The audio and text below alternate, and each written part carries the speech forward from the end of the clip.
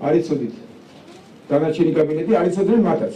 მე ვცნობდი, როდესაც გეუბნებოდით, რომ არც ერთმა არ იცოდა, მაგრამ ზუსტად 15 წუთში ყველამ გაიგო, როდესაც შევიკრიბეთ და მე მგონი რომ ყველა ბედნიერი დარჩა. გუნდიდან თავს ხელოვნებაში რომ ყველა კმაყოფილი დარჩა იმ პროექტით, რაც მე მივაწოდე. თავდაცვის მინისტრობის კანდიდატი და ვიცე-პრემიერი ამავდროულად გახდათ ირაკლი ალასანი. შინაგან საქმეთა მინისტრი. იცით თუ არ იცით ჯერ გამოვიდა ჭორები? აბა ვინ იცის? შინაგან საქმეთა მინისტრი, აბა ვინ იცით? არიბაშვილი ცოდნიათ, ვერაფერს ვერ გამოგიჩნდა. არავითარი პოლიტიკური დაკვეთა არ შესრულდება ჩვენს მიერ. და მე ვიქნები ამის გარანტია, ასეთ დავალება მაქვს ბატონ ბიზნესგან, ამას ჩვენ აუცილებლად შევასრულებთ. და ჩვენ ვიქნებით მაქსიმალურად შეურიგებლები კრიმინალების წინააღმდეგ. პარლამენტის თავმჯდომარე, იცით? დავით უსუპაშვილი. სახელმწიფო აუდიტის სამსახურის გენერალური აუდიტორი. რევას შავიშვილი, მას აქვს დიდი გამოცდილება სამსახურში მუშაობის. ეროვნული ბანკის პრეზიდენტი. ყველაზე ჯიუტი და ყველაზე პრინციპული კაცი იქნება ნოდარ ჯავახიშვილი. რაც შეიძლება ეროვნულ ბანკს.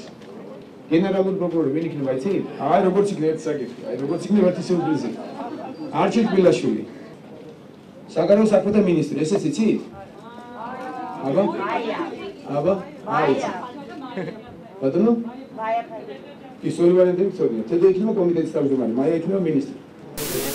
საქართველოს საგარეო პოლიტიკური კურსი არ შეიცვლება. საქართველოს საგარეო პოლიტიკური კურსი არის ევროპული და ევროატლანტიკური ინტეგრაცია, არის სტრატეგიული პარტნიორობა ამერიკის შეერთებულ შტატებთან, არის კეთილმეზობლური ურთიერთობა ჩვენს მეზობლებთან. განვითარების და ინფრასტრუქტურის მინისტრი იქნება კახაკალაძე და ამავდროულად იქნება მეორე მოადგილე გავითვალისწინებთ ძალიანად. ის პროექტები, რაც დაწყებულია, აუცილებლად გაგრძელდება და მომავალშიც მოხდება ახალი პროექტების განხორციელება. ადამიანის უფლებათა დაცვის და სამოქალაქო ინტეგრაციის კომიტეტი ეკაბესელია. პირველი რაც უნდა გავაკეთოთ, პოლიტიკური ნიშნით დაპატიმრებულები უნდა გათავისუფლდნენ და სამართლიანობის აღდგენის პროცესი უნდა დავიწყოთ, რომელიც ხანგრძლივი იქნება, მაგრამ ყველაზე მნიშვნელოვანი პროცესი.